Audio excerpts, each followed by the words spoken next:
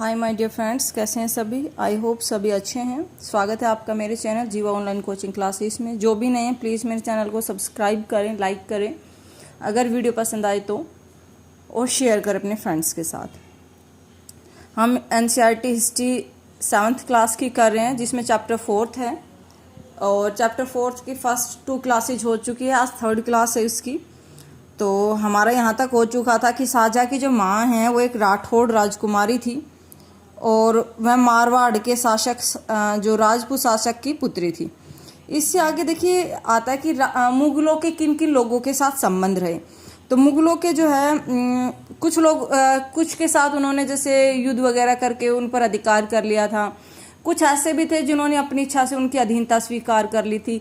तो उनके अंदर ही आते राजपूत। राजपूतों ने अपनी इच्छा से मुगलों की सत्ता स्वीकार कर ली। उच्च पद प्राप्त करने के लिए किन्होंने, राजपूतों ने जो है मुगल दरबार में ऊंचे पद प्राप्त करने के लिए जो अपनी पुत्रियों का विवाह मुगलों जो घराने थे उनके अंदर करवा दिया था।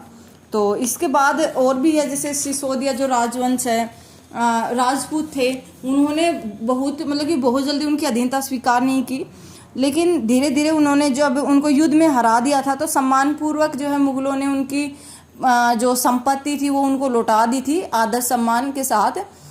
तो उन्होंने भी जो है सिसोदिया जो राजपूत थे उन्होंने भी उनकी अधीनता स्वीकार कर ली थी। अब आता मनसबदार एवं जागीर।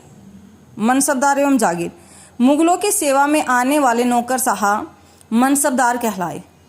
मनसबदार क्या होता है? मनसब का मतलब क्या होता है? कोई सरकारी हैसियत या पद, यानी जो पद होता था ना, जो स्थान होता था, उसको मनसब बोला जाता था।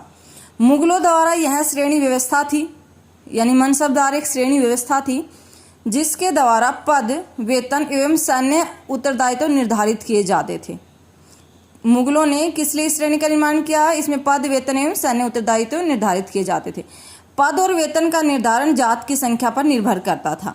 जात की संख्या जितनी अधिक होती थी, दरबार में अभिजात की प्रतिष्ठा उतनी ही बढ़ जाती थी और उसका वेतन भी अधिक होता था। जो सैन्य उत्तरदायित्व मनसबदारों को सौंपे जाते थे, उन्हीं के अनुसार उन्हें घुड़सवार रखने पड़ते थे।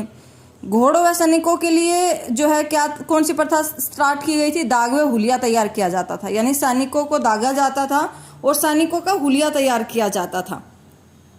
मनसबदार अपना वेतन जो है राजस्व एकत्रित करने वाली भूमि के रूप में पाते थे, जिन्हें जागीर कहते थे। तकरीबन जो तकरीबन इक्ताओं के समान होती थी।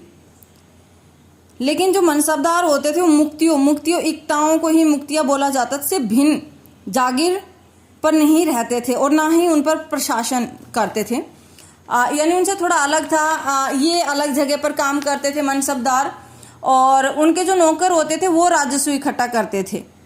जब्त या जमींदार। जब्त क्या होता था? यानी कि जो कर होता था ना, उसको इकट्ठा करना जब्त प्रणाली कहलाती थी। तो मुगलों की आमदनी का प्रमुख साधन किसानों की उपज से मिलने वाला कर या राजस्व था। स्थानीय ग्राम के मुखिया हो या फिर शक्तिशाली सरदार हो, सभी को मुगल जो है किस नाम से बुलाते थे? जमींदार जो है उनको कहा जाता था। तो अकबर के राजस्व मंत्री कौन था? अकबर के शासनकाल में टोडरमल था। इंपॉर्टेंट क्वेश्चन है। टोडरमल किसके दरबार में रहता था? अकबर के दरबार में रहता था और एक राजस्व मंत्री था। ने 10 साल तक शासन किया, 1570 से 1580 में। कृषि की पैदावार, कीमत और भूमि का सावधानी पूर्वक जो है उसने सर्वेक्षण किया था। सर्वेक्षण। राजस्व प्राप्त करने की व्यवस्था को क्या कहा जाता है? राजस्व प्राप्त करने की जो व्यवस्था है उसको जब्त कहा जाता है। जब्त। आई होप आपको पसंद आई होगी क्लास। पसंद आई हो तो लाइक करें। जो भी नए प्लीज़ मेरे चैनल को सब्सक्राइब करें और अपने फ्रेंड्स और फैमिली के साथ वीडियो को शेयर करें। और मिलते हैं नेक्स्ट क्लास में। इसका एक वीडियो में कंप्लीट हो जाएगा, एक क्लास और चलेगी इसकी, फिर हमारा 4th चैप्टर जो है कंप्लीट हो जाएगा। तो मिलते हैं कल जो है 4th चैप्टर की जो लास्ट क्लास होगी उसके साथ। Thank you.